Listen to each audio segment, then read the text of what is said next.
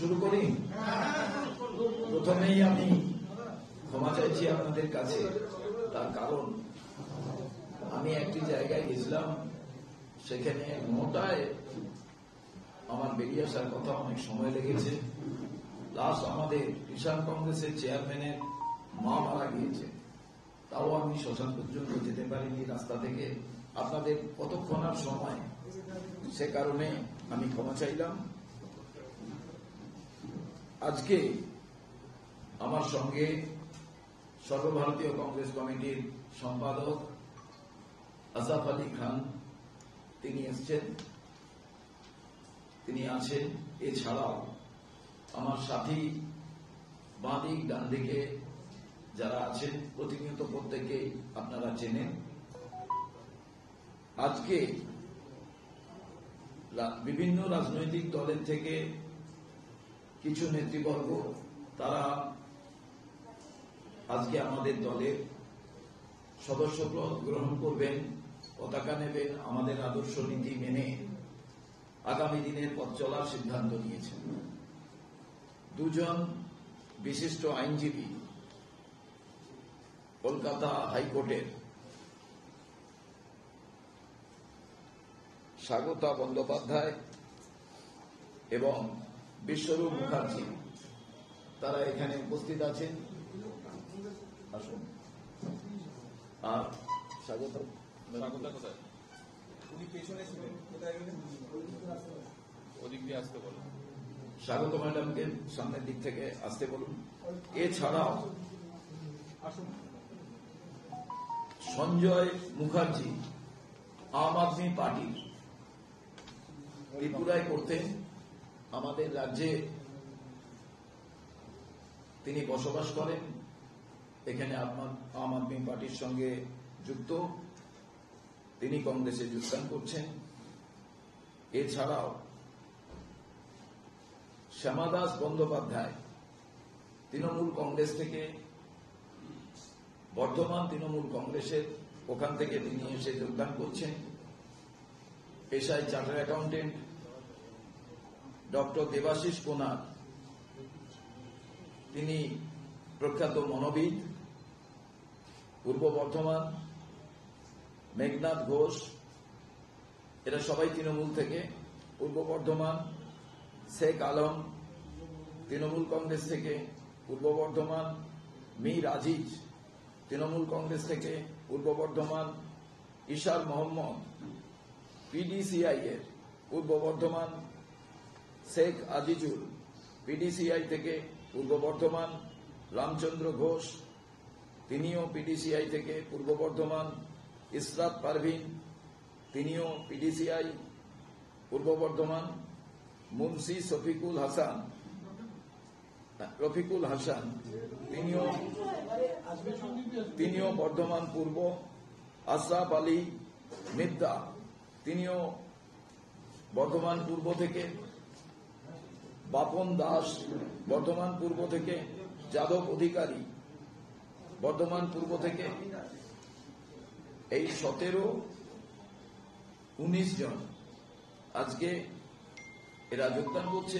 এছাড়াও আরো অনেকে যোগদানের কথা ছিল, কিন্তু বিজেপি এবং তৃণমূল থেকে যাদের যোগদানের কথা ছিল তারা পঞ্চায়েতের সঙ্গে যুক্ত। গতকাল থেকে তাদের বিভিন্নভাবে ব্যস্ত করার জন্য তারা আজ আসতে পারেননি। কিন্তু যারা আমাদের কাছে এসছেন, এর আগে তারা আমাদের কাছে আবেদন করেছিলেন আমাদের দলে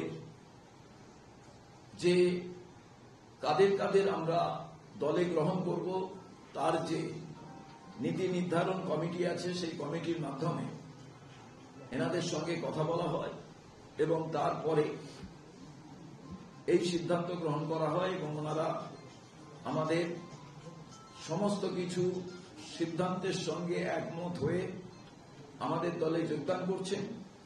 এবং ওনারা বলেছেন ওনাদের নামে যদি কোনো সময় কোনো অভিযোগ থেকে থাকে, কেউ যদি সেটাকে সামনে নিয়ে আসে, আগামী দিনে কোন রকম প্রশ্ন ছাড়া ওনারা কংগ্রেসের সদস্যপদ ত্যাগ করবেন।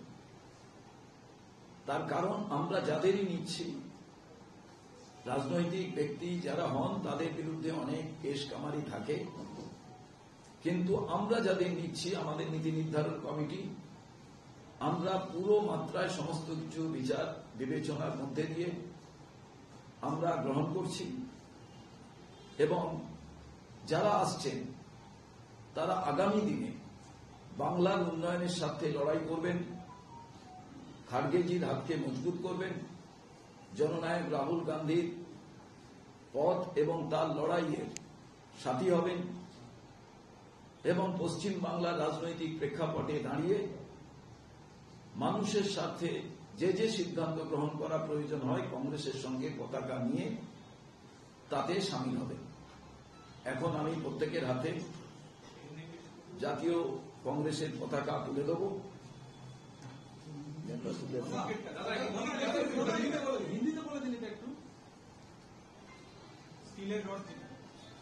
এই সব নাম কিও হিন্দিতে বলতে হবে? नहीं, नाम तो আমি বলেই দিলাম।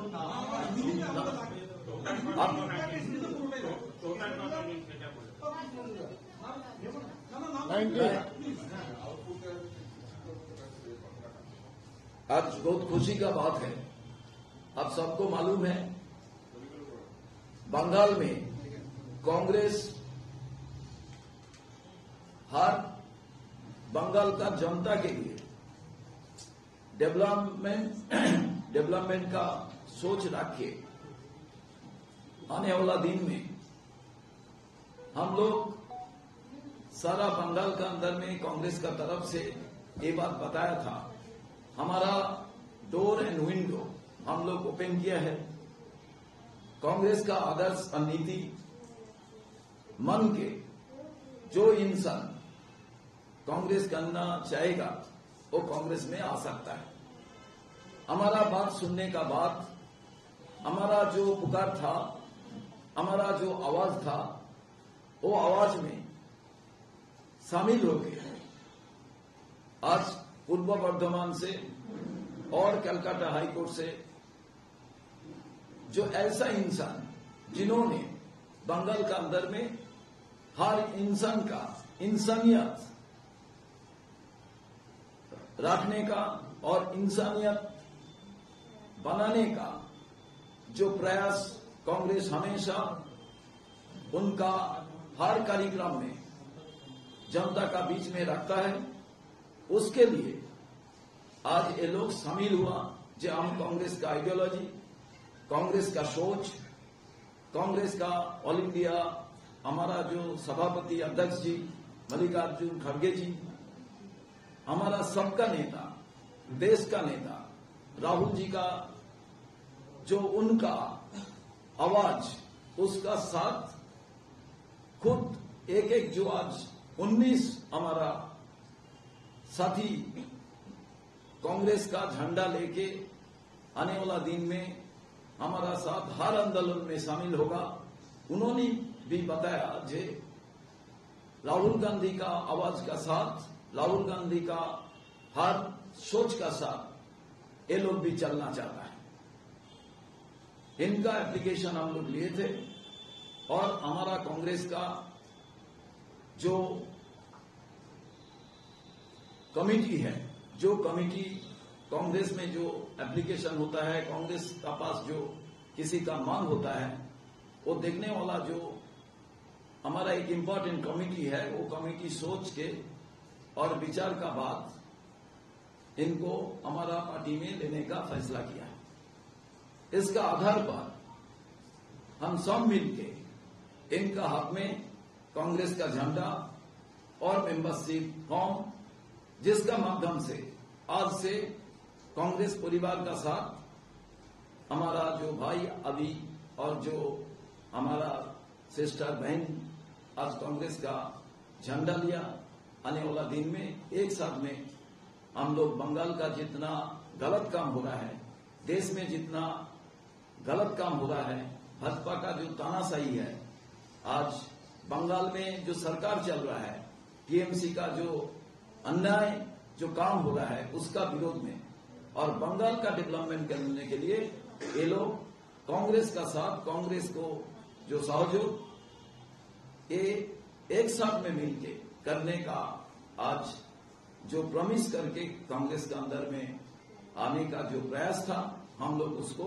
मंजूर किया और आज मैं ये लोग को सबको एक साथ में कांग्रेस का झंडा का नीचे लेके आने वाला दिन में चलने का जो हमारा सोच था उसको पूरा करने के लिए आज इनको कांग्रेस में ज्वाइन करा रहा हूं। कितने लोग हैं आपके नाम का बता देंगे? ये संजय मुखर्जी आपसे है, विश्वरूप मुखर्जी ये आईनजीवी है, ये हावड़ा से है, और संजय मुखर्जी जो वो हावड़ा से भी है, स्वागत मुखर्जी उत्तर 24 परगना से है, श्यामादास बंदोपाध्याय बर्धमान पूर्व से है, डॉक्टर देवाशीष कोनार पूर्व बर्धमान से है, मेघनाथ घोष पूर्व बर्धमान से है, शेख आलम बर्धमान पूर्व से है, मीर अजीज बर्धमान पूर्व से है, इमरान मोहम्मद पीडीसीआई से पूर्व बर्धमान से है, शेख अजीजुल पीडीसीआई पूर्व बर्धमान, रामचंद्र घोष पूर्व बर्धमान, इशरत परवीन पूर्व बर्धमान, मुंशी शफीकुल हसन पूर्व बर्धमान पीडीसीआई, अशरफ अली मिर्जा पूर्व बर्धमान पीडीसीआई और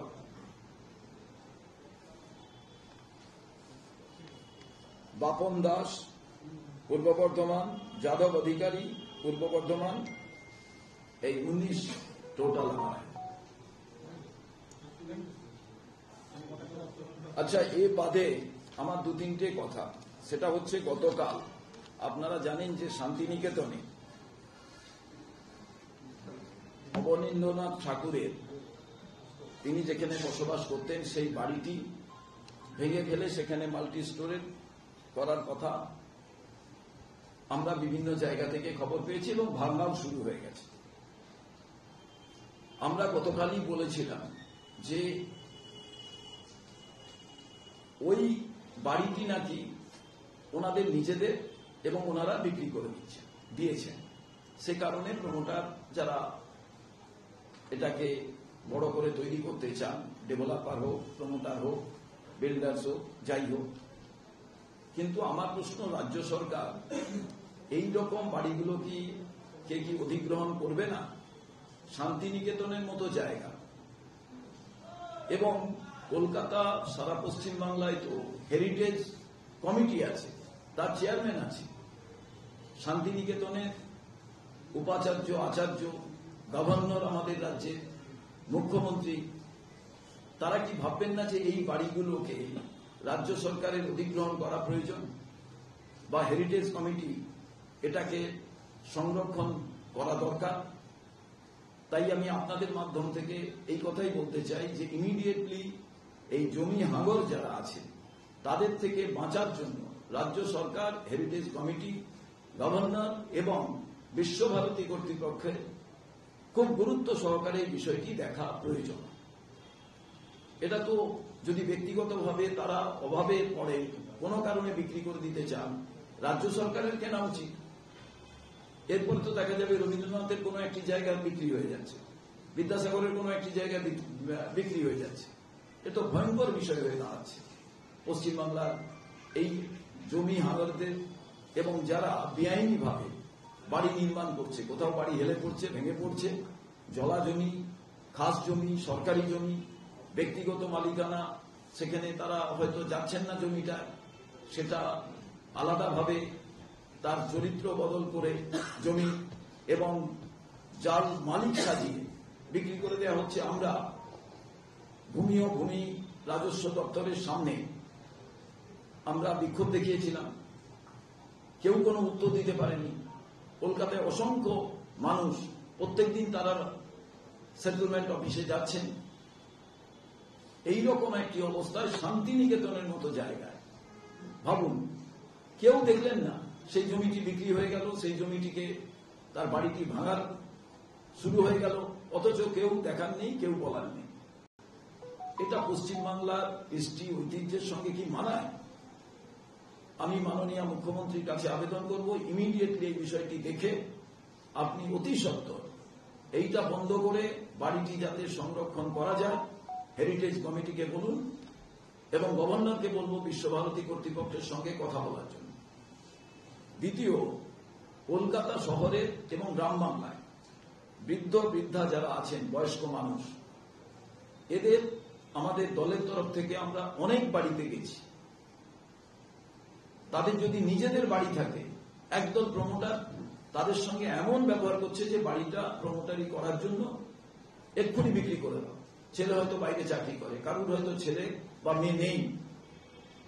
আমরা ভয়ঙ্কর, আমরা প্রত্যেকে বলি যে বৃদ্ধাশ্রমে কেন বাবা মা থাকবে, কিন্তু পশ্চিমবাংলায় যেহেতু বেকারের সংখ্যা প্রচুর এবং তারা পরিযায়ী শ্রমিক, এখানে বৃদ্ধ বৃদ্ধারা তারা একা থাকেন এবং তাদের বাড়ি চুরি হয়ে যাচ্ছে।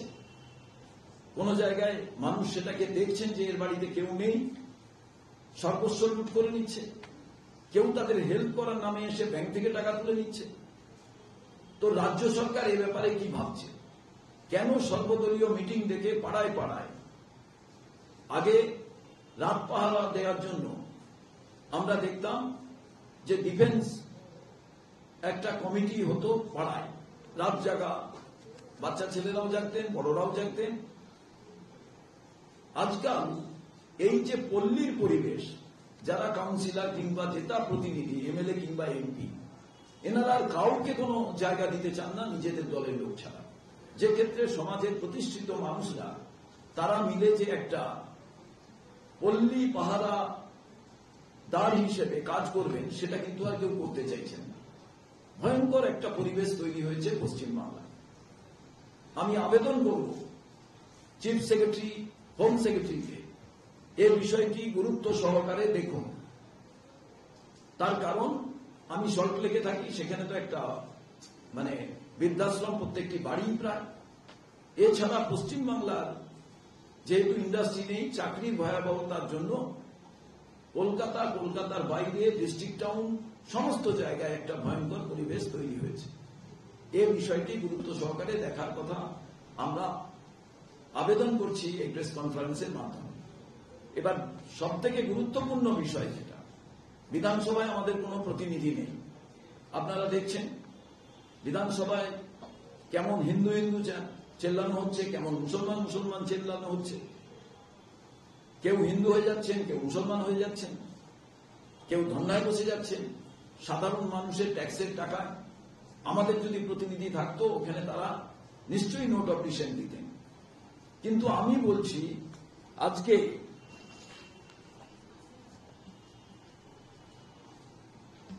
আমরা কালকে বহু মানুষের কাছে আমাদের পিসিসি দপ্তরে যে লেটার বক্স আছে সেখানে চিঠি দিয়ে যায়।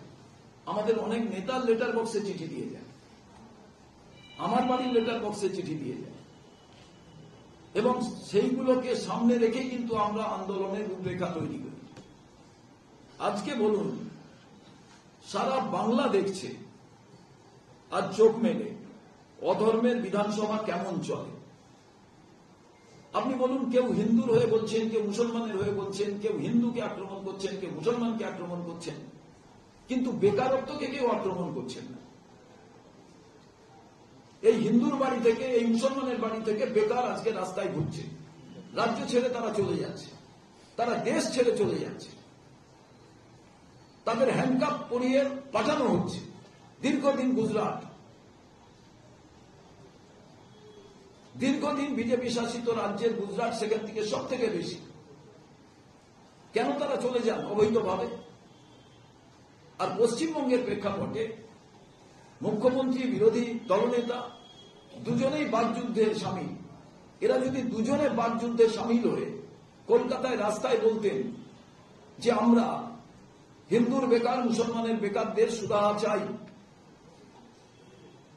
আরে হিন্দু হিন্দু করলে হিন্দুর বেকাররা কোথাও চাকরি পেল না। শিক্ষিত লোকেদের মজদুরি করতে হচ্ছে, তাদের রাজমিস্ত্রি জোগাড়ের কাজ করতে হচ্ছে।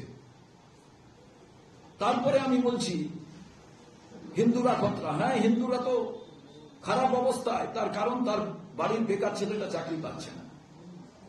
মুসলমান ভাইরা তারা খুব খারাপ অবস্থায়, কারণ তাদের কোথাও ব্যাংক থেকে লোন হচ্ছে না ব্যবসা করার জন্য, কোথাও তারা চাকরি পাচ্ছে না।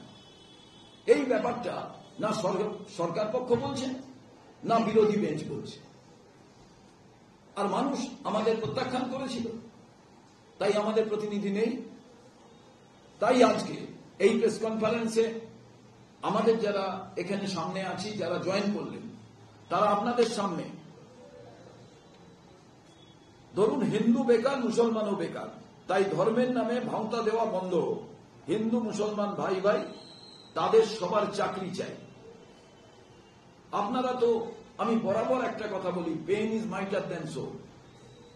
এখন camera and boom also mightier than সো। আপনারা দয়া করে ওদের জিজ্ঞেস করুন না। আমরা তো বিধানসভায়, আবার বলছি, কোন প্রতিনিধি নেই। কাদের ট্যাক্সের টাকা? আপনাদের, আমাদের সবার। এটা কি ছেলে মানুষই হচ্ছে? সরস্বতী পুজো নিয়ে প্রশ্ন হয়, আর সরস্বতীকে সামনে রেখে যারা শিক্ষিত হলেন, যারা অনেকগুলো ডিগ্রি পেলেন, তাদের কোনো চাকরি নেই, সে ব্যাপারে কেউ প্রশ্ন করছে না। যদি সরস্বতী ঠাকুর, image of Saraswati, goddess of learning, আর সেই শেখা লোকেরা রাস্তায় বসে থাকছেন, তাদের নিয়ে প্রশ্ন করে যদি সাসপেন্ড হতেন আমি বুঝতাম। তাই আজকে এইটুকু আমাদের কথা। আমরা কিন্তু রাস্তায় নেমে এটাই বলবো যে হিন্দু মুসলমান ভাই ভাই তাদের সবার চাকরি চাই। এই ফাজলামো বন্ধ হোক বিধানসভার ভেতরে। আমি হিন্দু, আমি আক্রান্ত। কোথায় কে চান করছেন, কোথায় কে যাচ্ছেন, কোথায় কে প্রণাম করছেন, কোথায় কে শ্রদ্ধা জানাচ্ছেন, এটা কোনো বড় প্রশ্ন নয়। প্রত্যেকে তার তার ধর্ম অনুযায়ী তিনি চান করবেন। গঙ্গাতে করতে পারেন, মহাকুম্ভতে করতে পারেন। কিন্তু দুঃখের বিষয়, পশ্চিমবঙ্গে বেকারদের চাকরি নেই। বেকারদের একটাই জাত, সেটা হচ্ছে আমি চাকরি পাচ্ছি না, আমি যে ধর্মের হই না কেন আমি বেকার। ওটাই তার একটা জাত। তাই আজকে সবাই মিলে আমরা প্রেস কনফারেন্সে, যেহেতু মাইক বাজানো বন্ধ, মিছিল করা যাবে না, কারণ আমাদের বাড়ির ছেলে মেয়েদের প্রথম পরীক্ষা পড়ে, তাই আমরা ঠিক করেছি হাতে দাঁড়িয়ে আপনাদের সামনে আমরা এটা দেখাবো। প্রত্যেকে নিয়ে নিন।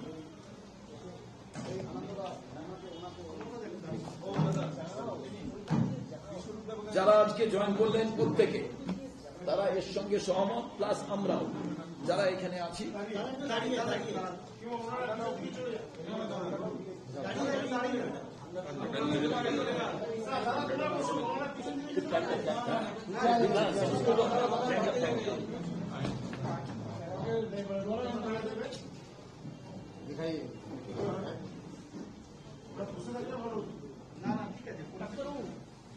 চলে এসো।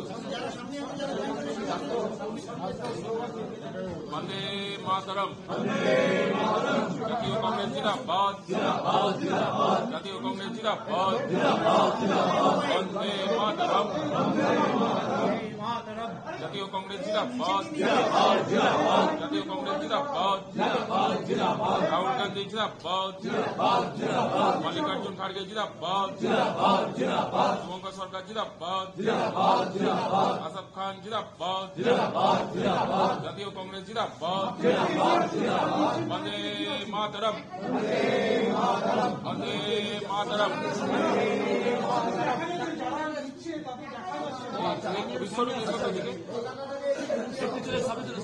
এখানে চলে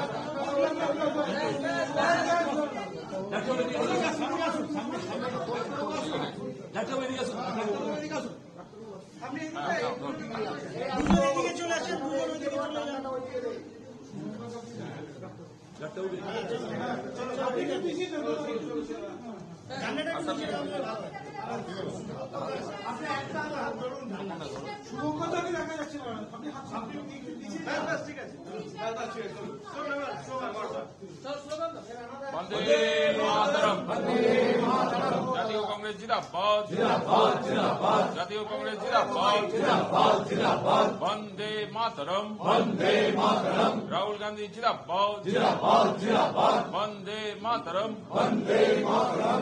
মল্লিকার্জুন খাড়গে জিন্দাবাদ।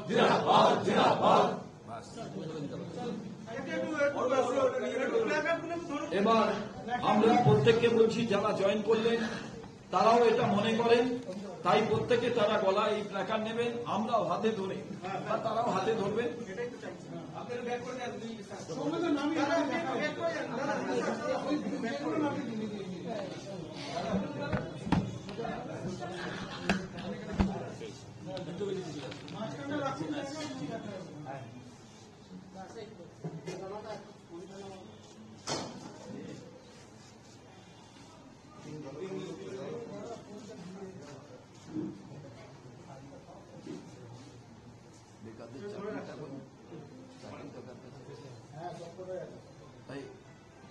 বেকারদের চাকরি এটা কোথায় আছে, কার কাছে?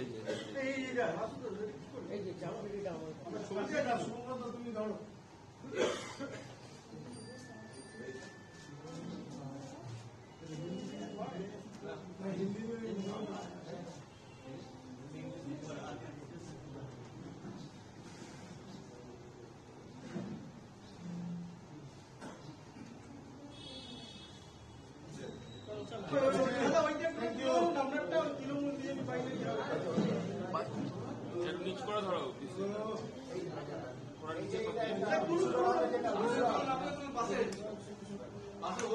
নিচে ধরো।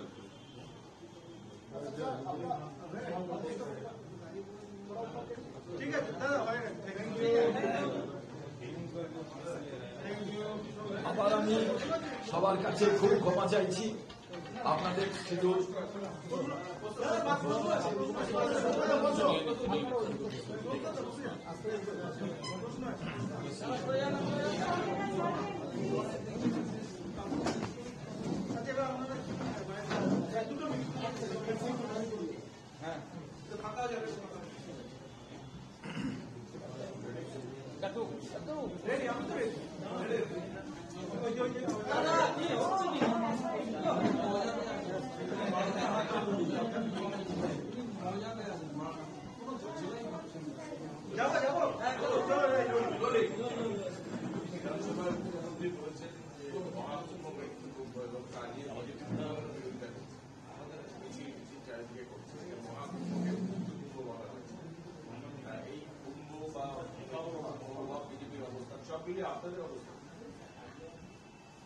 দেখুন,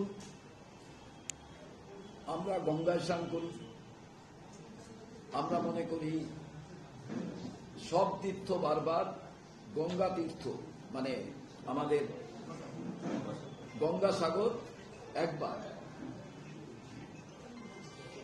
তো মানুষ তাদের বিশ্বাস, তারা কোথায় স্নান করবেন, কোথায় পুজো দেবেন, কোথায় নামাজ পড়বেন, কোথায় তারা প্রার্থনা করবেন, এটা একেবারে ব্যক্তিগত বিষয়। কিন্তু প্রশ্নটা হচ্ছে, যারা নির্বাচিত সরকার এই রকম কোন একটি যজ্ঞ যখন হয়, বিপুল মানুষের সমাগম হয়, সেখানে সরকারকে অনেক বেশি সজাগ থাকতে হয়। আমি আপনাদের কাছে বলি, আমি নিজে গঙ্গাসাগরে গেছিলাম সেবা দলের ক্যাম্প উদ্বোধন করতে। সেখানে যে ব্যবস্থা ছিল, আমার মনে হয়েছিল সরকার যথেষ্ট তৎপর। যে ভিড় ছিল, যে ব্যবস্থা ছিল, আমি মনে করেছিলাম আমরা বিরোধিতা করলেও, অনেক জিনিস রাজ্য সরকার খারাপ করলেও, গঙ্গাসাগরের যে পুরো ম্যানেজমেন্ট ব্যবস্থাটা সেটা একটু বৈজ্ঞানিক পদ্ধতি, একটু আধুনিকতার বিষয় সহকারে ছিল, যেটা আমি তার আগে আরজি করের ইনসিডেন্টে আমার মনে হয়েছিল রাজ্য সরকার পুরো মাত্রায় ফেল করেছে। গঙ্গাসাগরে সেটা আমার মনে হয়, কিন্তু মহাকুম্ভে কয়েকদিন যাওয়ার পর আমার মনে হয়েছে মহাকুম্ভটা পুরো মাত্রায় রাজ্য সরকার ফেল করে গিয়েছে। যোগী আদিত্যনাথ পুরো ফেল করেছে। তার কারণ এই মহাকুম্ভকে সামনে রেখে, ঠিক অযোধ্যার রাম মন্দিরকে সামনে রেখে যেমন নির্বাচনের বৈতরণী পার করতে চেয়েছিলেন, যে একেবারে বিপুল সংখ্যায় আমরা আসব, সংবিধান বদলে দেব, যে সংবিধান ওই বিতর্কিত জমিতে রামলালাকে প্রতিষ্ঠা করার জন্য রায় দিয়েছিল, অর্থাৎ ওই মোটা বইটাকে নষ্ট করে দিতে হবে। কিন্তু অযোধ্যাবাসী ওখান থেকে তারা প্রত্যাখ্যান করেছিল। ঠিক একই ধাঁচে আমরা দেখলাম ইভেন্ট ম্যানেজমেন্টের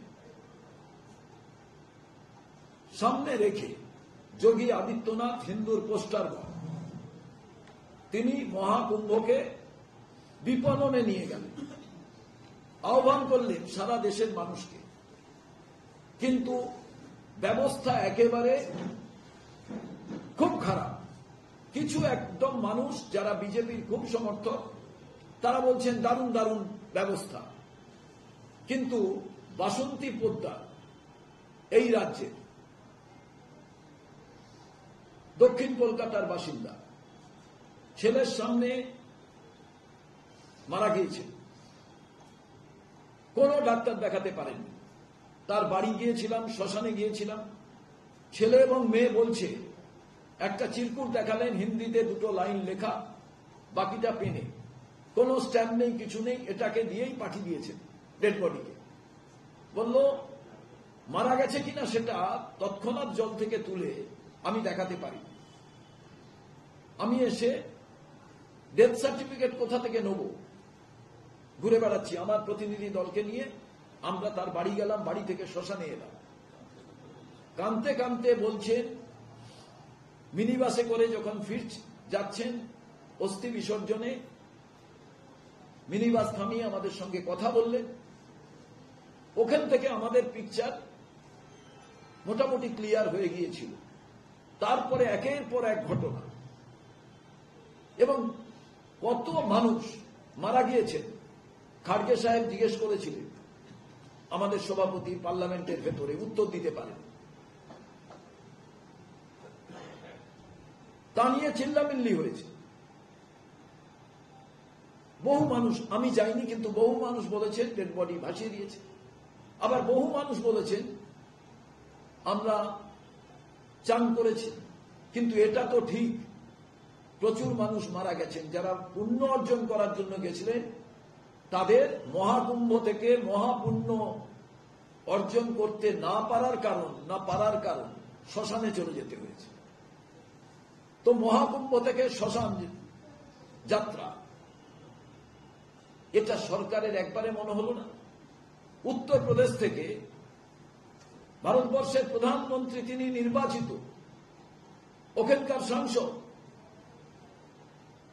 আপনি কোটি কোটি মানুষ ডেকে নিচ্ছেন। আপনি তো অন্য বিজেপি রাজ্য, অন্য রাজ্য নয় ছেড়ে দিলাম, বিজেপি শাসিত রাজ্য থেকে তো প্রশাসনের লোকেদের ডাকতে পারতেন।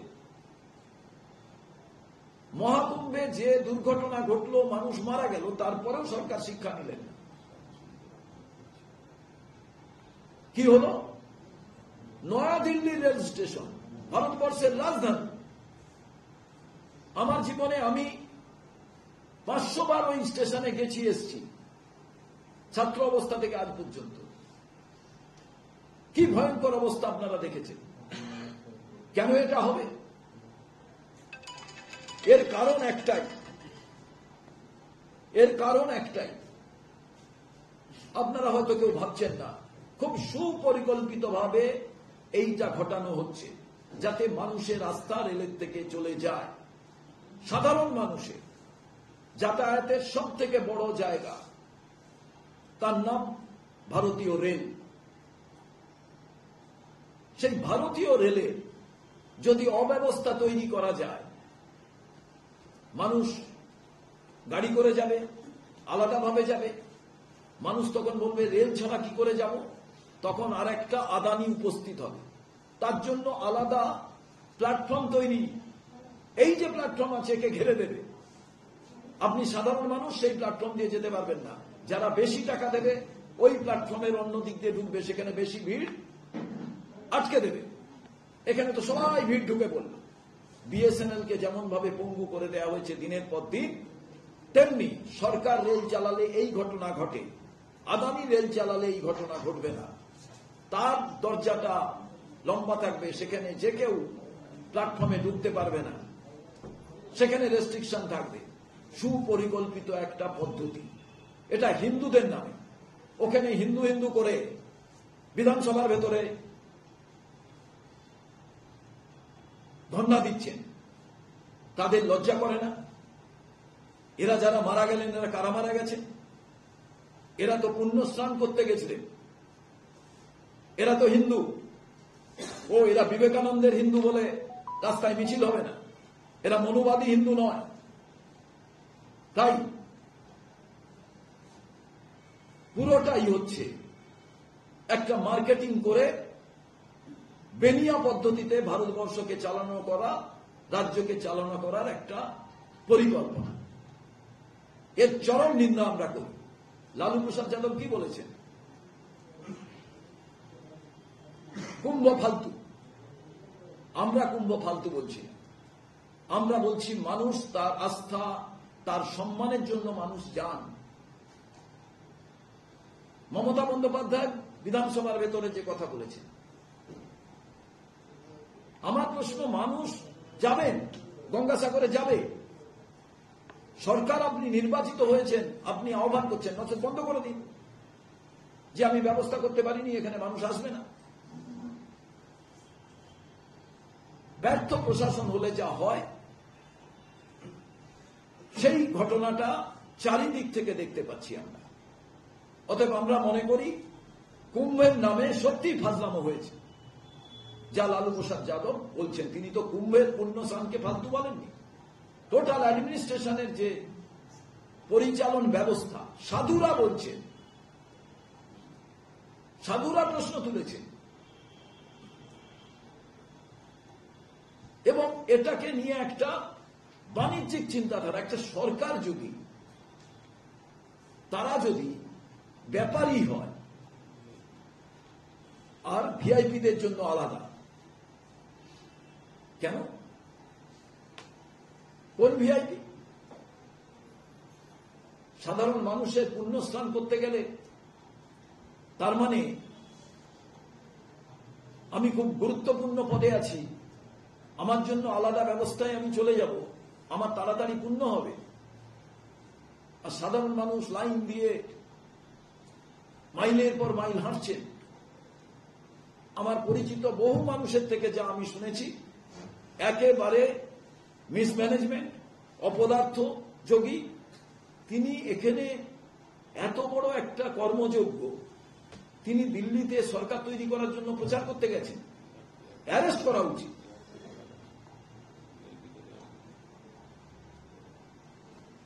কোথায় যে হেলিকপ্টার নামবে, কোথায় আলাদা এয়ারপোর্ট তৈরি, সেটা ভিআইপিতে। দারুণ বিষয়। এই যে রেলে মারা গেল, এগুলোর দায়িত্ব কে নেবে? রেলমন্ত্রী পদত্যাগই করছেন না, একের পর এক ঘটনা ঘটছে। আমরা শিয়ালদা স্টেশনে আমি নিজে ছিলাম, যখন আমি প্রত্যেকটা প্ল্যাটফর্মে গিয়ে মানুষকে বলছি, আপনাদের কনফিডেন্স এরা লুজ করে দিতে চাইছে। প্রত্যেক মানুষের কি উৎসাহ! রেলওয়ে পুলিশ এসে আমাদের বলছে যাত্রীদের অসুবিধে হবে। দিল্লি রেল স্টেশনে আরপিএফ কোথায় ছিল? কোথায় ছিল বলুন আরপিএফ? তাই আমি মনে করি শুধু নির্বাচনকে সামনে রেখে, আমাকে একজন বলছিলেন প্রধানমন্ত্রী গেলেন না কেন? প্রধানমন্ত্রী বললেন বিদেশে।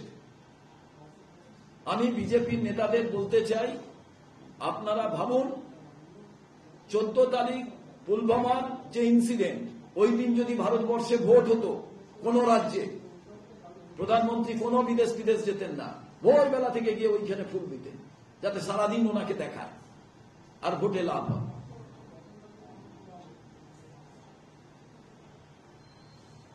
তাই যে উচ্ছ্বাস, যে উদ্দীপনা সাধারণ মানুষের, এখানেও গঙ্গায় বহু মানুষ চান করেন, তো কুম্ভতে চান করতে যাবেন, এটাই তো স্বাভাবিক।